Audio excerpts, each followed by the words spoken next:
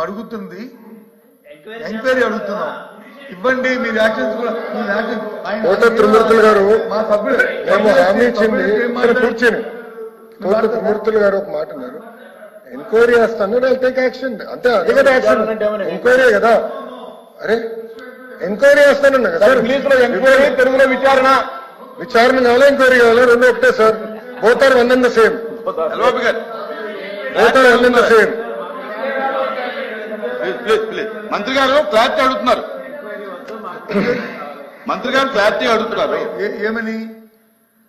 Enquiry కావాలా విచారణ కావాలా అంటాడు. ఎంక్వైరీ విచారణ రెండు ఒకటే. ఎంక్వైరీ ఇంగ్లీషు, విచారణ వచ్చి మాకు తెలిసిన తెలుగు. డిపార్ట్మెంట్ ఎంక్వైరా జ్యుడిషియల్ ఎంక్వైరా? వారు ఏ ఎంక్వైరీ, మేమైతే జ్యుడిషియల్ ఎంక్వైరీ కావాలి, లేదు ఏ ఎంక్వైరీ అయితే పర్వాలేదు. ఆయన ఏ ఎంక్వైరీ? ఎంక్వైరీ ఏంటి ఇక్కడ డిస్కషన్? ఎంక్వైరీ ఏంటి? మీరు ఎంక్వైరీ చెప్పండి. అంగీకరించి ఎంక్వైరీకి చెప్పారుగా. చెప్పండి చెప్పండి చెప్పండి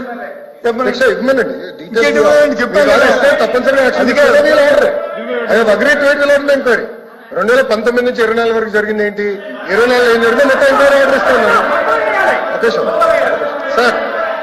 అరే ఎందుకు భయపడుతున్నారు? ఎందుకో బ్రదర్, ఎందుకు భయపడుతున్నారు? అధ్యక్ష నేనేం చెప్పా? అధ్యక్ష నేనేం చెప్పాను? ఒక నిమిషం అనిత గారు, ఒక నిమిషం.